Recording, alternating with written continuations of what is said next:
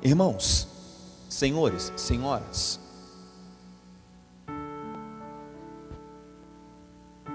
nos dizem que nós estamos vivendo, é necessário, por conta talvez até mesmo da nossa linguagem, reconceituar, ressignificar palavras. Algumas palavras vão perdendo o uso, vão perdendo a sua força. Algumas palavras vão mudando de tonalidade, algumas palavras vão perdendo o seu significado original. A razão pela qual elas foram colocadas, inventadas, vai perdendo a sua força à medida que nós vamos deixando que elas entrem em desuso, ou que as transformamos em outras palavras. Antigamente se dizia vossa mercê. Com o tempo passou-se a se dizer vós-me-cê. O tempo foi desgastando e passou-se a se chamar de você. E hoje, cê. Você foi lá, você pegou aquilo outro, não é assim? E esse cê não demonstra o mesmo respeito que demonstrava quando se dizia vossa mercê. Assim também a palavra fé. A palavra fé foi perdendo no decorrer dos anos a sua força, o seu significado. Assim como a palavra amor. Tudo para nós é amor. Um adolescente, 14 anos, inexperiente total e completamente, ele no alto da sua inexperiência olha para a menina e diz assim: como eu te amo. Esse menino pelo menos sonha do que seja verdadeiramente amor. Vão me odiar hoje, eu sei, vão me procurar após o culto, eu sei sim, pastor, porque sabe que adolescente é peitudo, adolescente o mundo está contra ele acha que o mundo inteiro está contra ele. E é engraçado que esses adolescentes acham que a gente nunca foi, né? Acho que a gente nasceu com 40, não é assim? Não, já fomos também, já achei que o mundo estava contra mim. E aí então, a palavra amor vai perdendo o seu sentido. Você ouve a palavra amor na música do Zezé de Camargo e Luciano. É o amor que mexe com a minha cabeça e me deixa assim, que faz me lembrar de você e esquecer de mim. É esse bendito desse amor que rouba-me o bom siso, o bom senso, a razão, que faz com que eu faça coisas que a razão desconhece. É amor? Não. Isso é paixão. De onde derivada da palavra patos, que vem de patologia, de enfermidade. Eu conheço um monte de gente que está enferma de paixão. Você já fez coisas loucas e depois, é simples, para você entender melhor. Você já namorou alguém que depois você olha e fala assim: meu Deus. Já aconteceu? Já aconteceu? Já aconteceu ou não? Já? Você olha para a pessoa e fala assim: não. Vocês sabem que uma das melhores coisas na minha vida é voltar para Barra Bonita, né? Porque eu encontro aquelas meninas que eu era apaixonado. Paixão, aquela coisa doida. Desculpa, Luciana, eu tenho que contar. Aquelas meninas que a gente era apaixonado, aí você vê a menina assim, a menina tá feia, tá derrubada. E aí eu com a Luciana, mas poxa vida, eu olho para o céu, faço assim, ó. É legal, né? Não é legal? É legal. É bom? É bom. Paixão, isso não é amor. Isso não é amor. Isso não é cumplicidade. A palavra fé também está em desuso, está em desgaste. Como é que as pessoas pensam em fé hoje? Usa a sua fé, não é assim? Nós precisamos ter fé, não é isso? Vamos unir a nossa fé e aí, se nós unirmos a nossa fé, se nós usarmos a nossa fé, Deus tem que fazer. Esse é um processo idolátrico. Esse é um processo de idolatria. Onde é que está a idolatria? Quando se inverte os papéis. Ora, se tem alguém que tem que fazer alguma coisa, sou eu, porque tudo que Deus tinha para fazer por mim já foi feito e demonstrado na cruz do Calvário. Pois apóstolo Paulo diz que Deus prova o seu amor para com a minha vida, em que deu o seu Filho, para que nele eu crendo eu não pereça. A prova de Deus já foi dada. Então, na cabeça, por exemplo, de Abacuque, o que era a fé? Lembra quando ele diz assim: ainda que não floresça, ainda que não haja trigo no campo, ainda que não haja vaca nos currais, eu todavia continuarei crendo no Senhor. Ou seja, o que era, como é que Abacuque pensava o termo fé? era um processo relacional entre ele e Deus, em que havia uma certeza no seu coração, segundo o caráter de Deus tão profunda, que independente da circunstância que estava ao seu redor, ele continuava crendo. Isso era fé para Abacuque. O que era fé para Paulo? Para Paulo, em continuação ao conceito abacuquiano, para Paulo, ele diz assim: fé é o meio pelo qual Deus providenciou o maior de todos os milagres. A Bíblia diz: vós sois salvos por meio, mediante a fé. E diz mais: e este meio pelo qual Deus providenciou a fim de que vocês fossem salvos, não vem de vós, é um presente, é um dom que Deus lhe deu. Todo o processo de salvação começa em Deus. Apesar de precisar, de necessitar de uma resposta humana, ele começa e termina em Deus. Assim também é necessário que a gente reveja os nossos conceitos de fé agora, nos dias atuais. Olha para a fé de Pedro. O texto nos conta, e no seu contexto está inserido, que eles estão há algumas semanas um tanto chateados com o que Jesus vem dizendo. Faz algumas semanas que Jesus vem dizendo, falando a eles acerca da necessidade de morrer. Jesus vem dizendo a eles que precisa morrer. Jesus havia dito que se o trigo não morrer, ele fica só. Jesus está falando acerca de si mesmo, da necessidade de morrer. Jesus está dizendo que vai morrer, mas quer dar a eles esse suplemento espiritual de esperança, dizendo: mas ao terceiro dia eu ressuscito.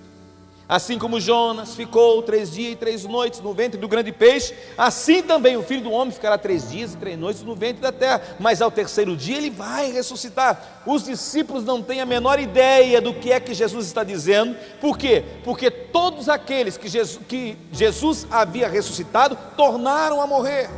Na cabeça dos discípulos não existe uma ressurreição que vá perdurar. Se Jesus morre, ainda que ele ressuscite, ele morre novamente. Há uma dor, há uma inquietação no coração dos discípulos. Quando chega na última, chamada última ceia, estão no cenáculo, Jesus agora, dando-lhes as últimas instruções, cinge-se com uma toalha, baixa-se aos seus pés, lava os pés empoeirados dos seus discípulos e diz: vós me chamais de mestre e eu verdadeiramente o sou. Assim como vocês me viram fazer, façam vocês também. Após esse ato de humildade de Jesus, de lição dada por Jesus, eles participam daquilo que nós chamamos de Páscoa, que hoje no seio cristão é chamado de ceia. Só que a ceia daqueles dias era diferente da de hoje. Por que era diferente? Porque nós comemos simbolicamente. Nós comemos um pedacinho de pão e tomamos um cálicezinho, e nem vinho não é, na verdade é um suco de uva. Neles não. Eles tomavam no mínimo 3 cálices de um bom vinho, cada um deles. Quando Jesus começa a dizer, quando Jesus começa a falar, a Bíblia nos diz que Jesus cantou um hino, e após ter cantado um hino, convidou-os, e eles desceram, saíram daquele cômodo onde eles estavam, e começaram a descer em direção ao Jardim das Oliveiras, em direção ao Jardim das Oliveiras, aos pés do monte. Eles chegaram, desceram, passaram pelo vale de Enom, e aí eles estão num lugar chamado Getsemane, ou Getsemar, que quer dizer prensa de óleo. Por isso que ali havia muitas oliveiras, porque ali se prensava óleo de oliveiras. Ali se prensavam as azeitonas que produziam óleo. Neste lugar, Jesus vai passar pela prensa. Neste lugar, Jesus vai ser prensado pelas pressões que o pecado causa na vida de qualquer pessoa, principalmente na vida de alguém como ele. A Bíblia nos conta em Hebreus que ele clamou a quem poderia livrá-lo da morte e foi atendido no seu clamor. Quando foi que Jesus foi atendido no seu clamor? Pois se ele morreu na cruz do Calvário, Jesus estaria para morrer no Getsemane, fora do lugar que Deus havia preparado, fora do projeto de Deus. Você vai lembrar-se do texto quando diz assim: Jesus falando com os seus discípulos, eu estou angustiado e a minha angústia beira a morte. E a angústia era tamanha que a mistura do seu sangue começou os poros se dilatarem, começou aí os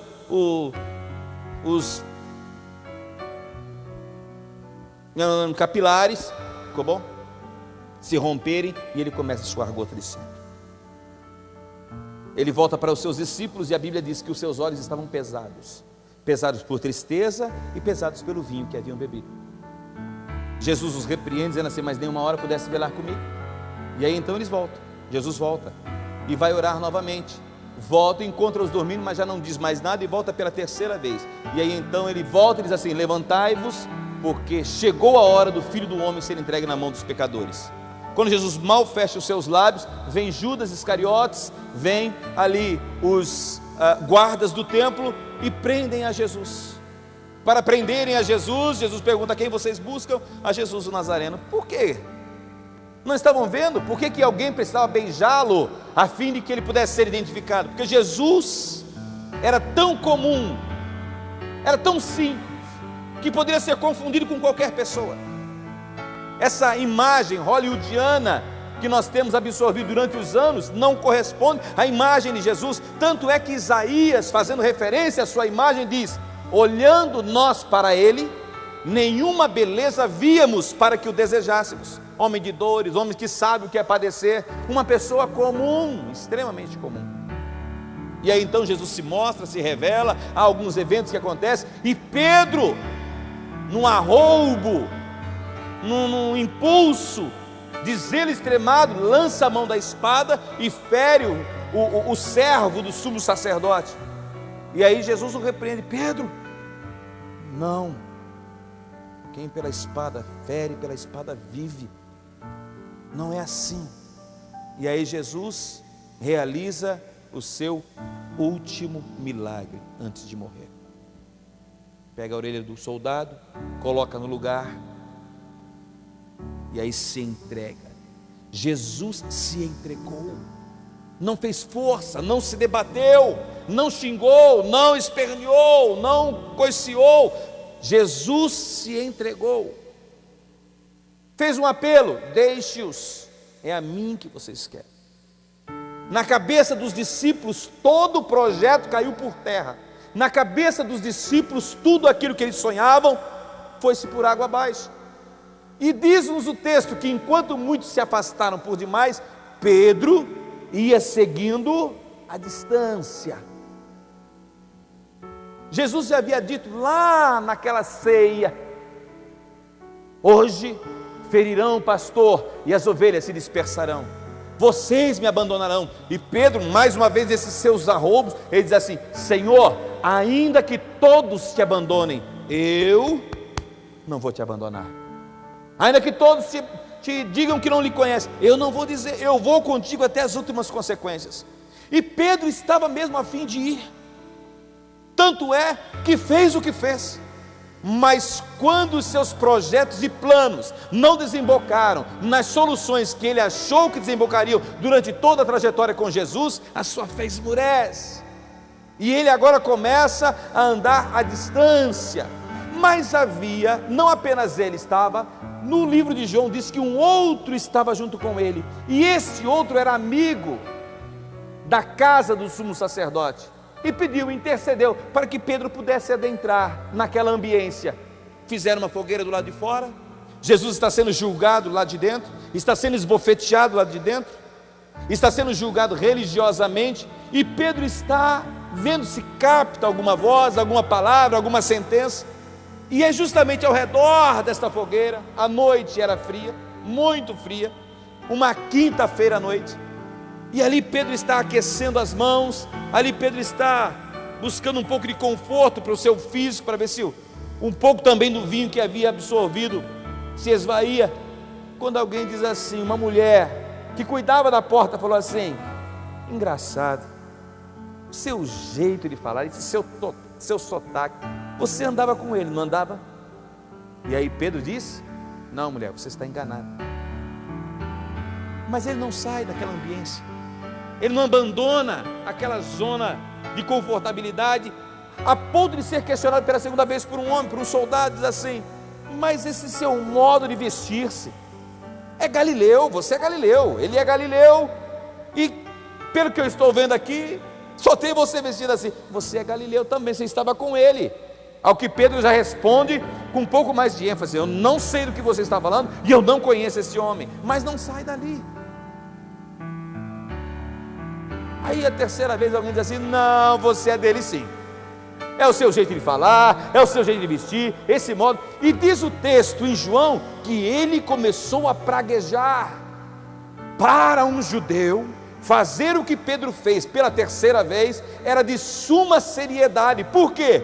Porque era quando alguém jurava pela sua própria vida. Naqueles dias não havia promissórios, naqueles dias não se tirava um fio do bigode. A palavra de alguém era que tinha realmente peso. E Pedro usou todo o peso da sua palavra, toda a sua confiabilidade para dizer que não conhecia Jesus.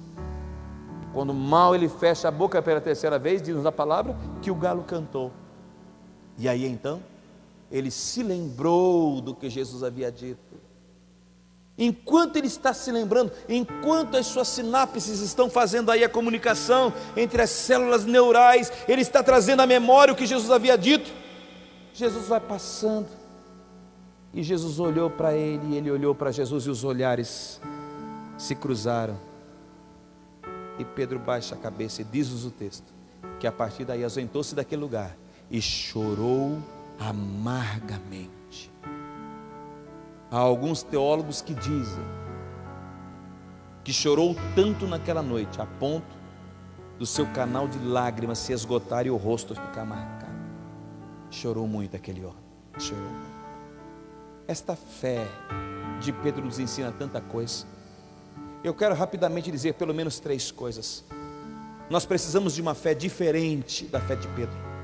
Nós precisamos de uma fé diferente desta fé que Pedro esboçou naquela noite, naquele dia.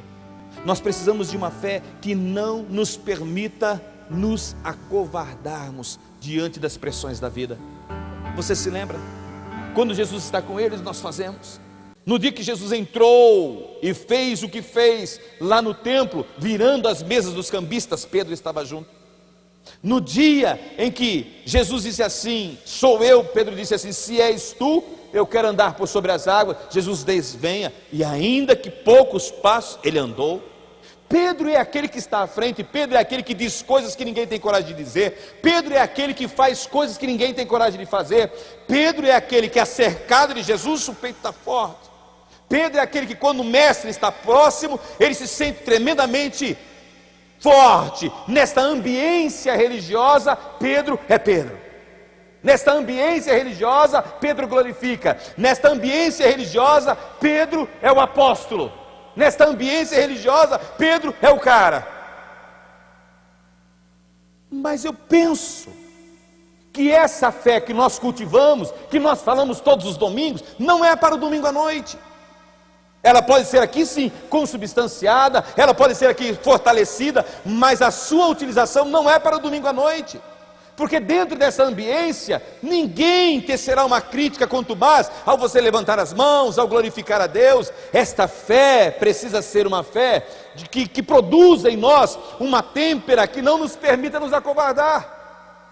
Aqui dentro, nós glorificamos, nós bendizemos, nós exaltamos, nós aplaudimos, nós dançamos, mas Deus quer que todas essas nossas atitudes reverberem fora desta ambiência. Quando esta segurança do Salvador não se vir com os olhos desnudos, lá na faculdade, lá em minha casa, lá no meu trabalho, é lá que as pessoas perguntam a mim, você não anda com ele? Você é crente e você gagueja. Eu vou dizer assim, eu vou. Eu de vez em quando eu apareço lá naquela igreja. Não, você, que som que é esse aqui no seu carro? Isso aí minha mulher esqueceu. Eu falo para ela, deixa o Zeca Pagodinho, mas ela insiste com esse negócio, quando na verdade foi você que colocou. Essa nossa fé que não se desdobra em ação, essa nossa fé que vive só nessa ambiência etérea, nessa ambiência não palpável, essa nossa fé que não se desdobra em atos, em atitudes de amor para com Deus, de amor para com os seus semelhantes, e esse amor nós demonstramos assumindo a nossa posição ao lado de Jesus. Assumir posição ao lado de Jesus, quando o câncer é curado, é fácil. Assumir posição ao lado de Jesus quando as finanças vão bem é fácil, mas à semelhança de Pedro, algumas pessoas no menor dos embates, queridos, nós falamos tanto sobre esses assuntos aqui na igreja, que você precisa ter uma fé mais substancial, que você precisa não apenas ouvir a palavra, mas colocá-la em prática, pois o próprio Senhor disse que quem ouve estas palavras e as coloca em prática, esta fé gloriosa se torna tão substancial, você passa a ter uma têmpera tão forte, tão arrojada, que os ventos sopram sobre sua casa, que os rios batem, mas você permanece impoluto, por uma razão muito simples, porque a sua fé não está edificada sobre um chão móvel, sobre areia, sobre filosofias humanas. A sua fé está edificada sobre a palavra de Deus. O que Deus disse a seu respeito, você continua crendo. O que Deus falou a respeito da sua família, você continua crendo. O que Deus disse a respeito das suas relações, você continua crendo, ainda que as situações ao redor temporais mostrem exatamente o contrário. Nós não somos levados pelo que vemos, nós somos levados pelo que sabemos. Eu sei em quem tenho crido, e também sei que Ele é poderoso para fazer infinitamente mais do que eu pedi, do que eu penso, do que eu sei. Eu sei o Deus em que eu creio. Nunca o vi, mas o conheço, já o experimentei, já foi em minha casa, já ajudou a minha vida, transformou o meu coração, e são estas relações pessoais com Deus que vão fortalecendo, dia após dia, a nossa fé. Lembrem-se, Pedro também havia andado com Jesus, Pedro também havia experimentado momentos de grande êxito com nosso Senhor Jesus Cristo. Quando é que nós precisamos de uma fé substancial? Quando a gente vai abrir aquele envelope que tem aquela informação, aquele diagnóstico de uma enfermidade que ninguém quer ter, é aí que nós precisamos dessa fé substancial. Quando é que nós precisamos de uma fé cuja têmpera é maravilhosa, é grandiosa? Não é quando nos faltam alguns centavos para completarmos a conta de energia, não. É quando um filho abre mão de viver dentro de nossa casa e parte com alguém que você sabe no qual ele vai chorar. Você se lembra: eu entreguei este menino nas mãos do Senhor, e sei que do mesmo jeito que ele foi crendo em Deus, ele também há de voltar. É nessas horas que as coisas começam a não dar certo, a porta do bendito emprego não aparece, você é um profissional qualificado, você tem um currículo invejado, mas as portas continuam cerradas. Queridos, nós precisamos ver a mão de Deus, sim, nas portas que se abrem, mas nós também precisamos aprender a ver as mãos de Deus nas portas que se fecham. Se as portas se abrem ou se fecham, serão bênçãos ou maldições, não pelo ato de abrir ou de fechar, mas por quem as abre e por quem as fecha. Porque se o diabo abrir uma porta, por mais boa aparência que ela tenha, o final dela é destruição. Mas se Deus fechar uma porta, por mais constrangimentos temporais que lhe causem, continua confiando, porque o mesmo Deus que fecha é o mesmo Deus que abre. E a porta que Deus abre ninguém fecha, e a porta que Deus fecha também ninguém pode abrir. Você precisa de uma fé assim, tanto quanto eu, que não nos permita nos acovardar diante das pressões. Você não tem convicções? As suas convicções é que movimentam a sua vida. As suas convicções pessoais é que fazem você andar. Eu conheço moças que hoje passaram a acreditar que virgindade dá câncer. Não dá, querida. Virgindade não dá câncer. Guarde a sua vida, as suas convicções pessoais. Pastor, mas todo mundo faz, mas eu não vou fazer. Eu não sou levado com a multidão, eu não sou contado com a multidão. A minha opinião não está baseada na opinião da multidão. A minha opinião está baseada no que Deus disse a meu respeito, no que Deus pensa de mim, no que Deus quer que eu faça com o meu corpo, que eu me guarde para aquele que Deus colocará ao meu lado. Aí então eu saberei o que é amar, não por dentro, mas por fora também. Você precisa de uma fé assim tanto quanto eu. Essa fé religiosa, essa fé desenvolvida nessa ambiência religiosa, ela é boa, mas é sempre eficaz? Nem sempre ela é eficaz, porque muitas vezes nós temos esses chamados arroubos evangélicos. O Brasil é do Senhor Jesus. Vocês já viram esses decalques? Cuiabá é do Senhor Jesus. Vocês já viram esses decalques? Você abre o jornal, parece que não é bem assim. Você ouve as notícias e parece que não é bem assim, mas pode ser, à medida que nós permitimos que as transformações do Espírito Santo se deem na nossa vida, e por conta dessas transformações transformem o nosso lar, o nosso bairro, a nossa vida, a nossa a nossa circunvizinhança, com certeza, essas transformações chegarão também na cidade toda. E aí poderemos dizer, verdadeiramente, a cidade toda é do Senhor, porque começou na minha vida, começou na minha história, Queridos, eu fico olhando esses arroubos que às vezes a gente tem, e me preocupa um pouco. Por quê? Você já ouviu falar sobre psicologia de massa? Psicologia de massa é mais ou menos assim. Quando nós estamos em grupo, nós fazemos coisas que nós jamais faríamos se estivéssemos sozinhos. Me lembro como se fosse hoje, torcida do Palmeiras e torcida de São Paulo. Um campeonato. Invadiram o campo. Um rapaz pegou uma barra de ferro. E havia um outro que havia sido chutado, vilipendiado, humilhado. E o outro estava de 4 pés. O camarada com uma barra de ferro. Vocês viram essa cena? Filmando?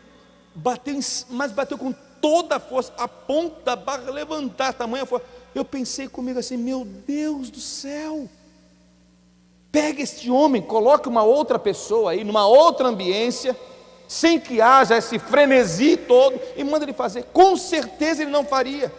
Vendo aquelas cenas, como ele se arrepende, como ele chorou ao ver aquilo. Eu fiz isso. Às vezes nós fazemos a mesma coisa. Quando estamos todos juntos, todo mundo é crente, todo mundo é uma maravilha, nós desenvolvemos um linguajar. Dentro das igrejas, você sabe que as igrejas se transformaram num gueto, não é? É um gueto onde muita gente se esconde. Vocês sabiam que um dos melhores lugares para se esconder é dentro das igrejas? Porque você se reveste de uma aura de espiritualidade, aura tal que quanto mais larga é a couraça que você vai colocando, menos questionado você é. Mas lá no fundo, você se conhece. E deixa eu lhe dizer uma coisa, Deus te conhece mais ainda. Às vezes a gente faz coisas aqui que a gente não faria lá. Você sabia que Deus se alegra muito quando você levanta as mãos aqui, louva, adora e canta e pula? Deus se alegra muito. Mas sabe quando é que Deus mais se alegra? É quando lá na sala de aula você tem a oportunidade de defender a sua fé e você não se cala. Aí Deus fica, esse é meu, esse é meu. Durante 4 anos eu fiz parte de uma sala de aula. No primeiro ano os professores arrebentavam o cristianismo. Arrebentavam, com o maior prazer. E eu só escutando-os. Quando chegou no segundo ano, todos os alunos colocados. Não, um professor dando aula sobre aquele judeu, como que é o nome dele, Senhor? Daqui a pouco eu me lembro. Ele dando aula sobre o camarada. E ele dando as posturas do camarada, e tal. Só que o professor, ele fez opção pela homossexualidade. E esse autor, esse filósofo, defendia, de acordo com os seus estudos, era a base de sustentação da homossexualidade. Ok. E ele falava. Eu falei, com licença, professor. Professor, para cada uma das questões que o senhor colocou, para cada uma das afirmações que o senhor fez, o senhor sabe que hoje, sem apelar para a religião,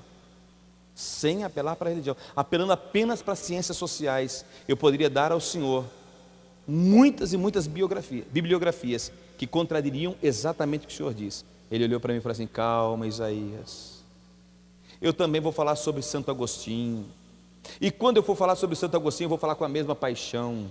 Eu falei, professor, quanto a isso eu não tenho dúvida. A minha dúvida é se estarão aqui todos aqueles que te ouvem hoje falar sobre esse assunto, também te ouvirão falar sobre Agostinho. Essa é a minha dúvida, professor.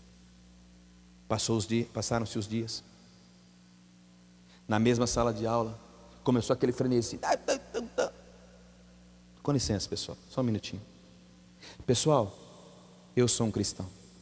E eu estou disposto a colocar sobre a mesa tudo o que eu creio. Tudo que eu creio, tudo. Vocês poderão me questionar acerca de tudo o que eu creio. Tudo. Vocês podem esbagaçar, não tem problema nenhum. Eu só quero pedir uma coisa para vocês. Eles disseram, qual? Diz aí. Que eu possa fazer o mesmo com aquilo que você crê. Que eu possa também fazer perguntas, para que você também possa me responder. Não. Beleza então, gente, eu estou aqui. Qualquer coisa, Fala comigo. Continuo defendendo. Quando fui fazer, as pessoas falavam assim: pastor, Isaías, você vai deixar de ser crente estudar um negócio desse? Quantas foram as vezes que eu fui tomado de tanta emoção na sala de aula, a ponto de desejar profundamente me ajoelhar e dizer assim: eu te louvo, Senhor, te louvo, porque tudo aquilo que os homens perguntam, a tua resposta já veio dos mais altos céus, é Cristo Jesus nosso Senhor. Te louvo, Senhor, te bendigo. Nós precisamos de uma fé assim, não essa fé coletiva, essa fé inócua, que na hora H a gente retroage. Segundo, precisamos de uma fé que não nos permita, em nome de um conforto pessoal, abrirmos mão das nossas convicções pessoais. Pedro está ali, o foguinho está aceso, as pessoas estão questionando, e à medida que ele é questionado, ao invés de abandonar a ambiência, ele permanece. Não é bem escrito o Salmo de número 1? Bem-aventurado o varão que não anda segundo o conselho dos ímpios, não se detém no caminho dos pecadores, e nem tampouco se assenta na roda dos escarnecedores. Muito pelo contrário, antes disso, o seu prazer está na lei do Senhor, e nessa mesma lei medita de dia e de noite. Se ele fizer assim, será como árvore plantada junto a ribeiros de águas, cujas folhas não caem, os frutos nascem na estação certa, e tudo quanto ele fizer prosperará. Nós precisamos de uma fé assim, que não nos permita retroagir, que não nos permita usufruir, quem sabe, de um bom moral no meio da sociedade, em detrimento daquilo que você crê. Pastor, eu não posso falar, porque senão haverá uma perseguição contra a minha vida. E o sangue derramado de muitos dos nossos irmãos, para que a beleza do Evangelho chegasse à nossa história? Se nós agirmos assim, esse Evangelho não chegará à próxima geração. Nós temos compromisso. Queridos, vocês já viram aquela corrida onde 4 corredores passam o bastão? O mais veloz é colocado na frente ou por último? Por último. O mais ágil, o mais rápido, o mais raçudo. Por quê? Porque pesa sobre suas costas e responsabilidade, a responsabilidade maior de levar o time à vitória. Deixa eu lhe dizer uma coisa: Paulo correu o que tinha para correr, Savonarola correu o que tinha para correr, John Wesley correu o que tinha para correr. Agora é a nossa vez. Nós não podemos deixar o bastão cair, temos que pegar com firmeza e correr a carreira que nos está proposta, sem deixarmos de dizer tudo aquilo que nós cremos, tudo aquilo que nós amamos, tudo aquilo com o qual estamos comprometidos. Nós precisamos de uma fé assim, de uma fé que não se esvaia, que não se acabe, que não diminua diante dos embates da vida. E por último, nós precisamos de uma fé que não nos permita recuar diante das lutas. Pedro recuou, retrocedeu exatamente no momento que não poderia. Pedro poderia ter recuado em outros momentos, Pedro poderia ter apelado em outros momentos, Pedro poderia ter feito o que fez em outras circunstâncias, mas não naquela hora. Às vezes, querido, nós somos levados a algumas confluências da vida, às vezes nós somos levados a alguns momentos da nossa vida, que tudo que Deus quer é uma resposta afirmativa da sua vida. Tudo que Deus quer. Deixa eu lhe dizer uma coisa: Deus não pediu para que você chegasse primeiro, Deus só pediu para que você chegasse. Deus não espera de você a beleza dos belos, a fortaleza dos fortes, a velocidade do velocista. Deus espera que você seja fiel, só isso. Por quê? Se veloz você não pode ser, se forte você não pode ser, pelo menos fiel você pode. Fiel está sob seus cuidados. Seja fiel. Não pode chegar em primeiro. Você se lembra quando Paulo termina? Terminei a carreira. Terminei. Não quis dizer que cheguei em primeiro, porque Deus nunca exigiu de mim aquilo que eu não pudesse dar. Às vezes a nossa vida vai indo e a gente mostra, dá demonstrações de fé em momentos que qualquer um daria. Ganha-se um bom dinheiro, a gente vai diante da igreja: eu quero glorificar a Deus, porque nesta semana eu fui tremendamente abençoado e recebi. Ótimo, maravilhoso. Eu estou tremendamente disposto a ouvir sermões e a ouvir testemunhos em que as pessoas digam: irmãos, nem tudo vai bem na minha vida, mas uma coisa eu sei, que o cuidado de Deus está sobre mim. Eu não consigo compreender tudo, mas eu sei que o cuidado de Deus está sobre mim. Aliás, pastor, minha família já disse: ninguém entende você, eu também não sou entendido pelos meus e às vezes não me entendo, mas de uma coisa eu não abro mão: eu sei que o cuidado de Deus paira sobre a minha vida. É desse tipo de gente que Deus se agrada. Por quê?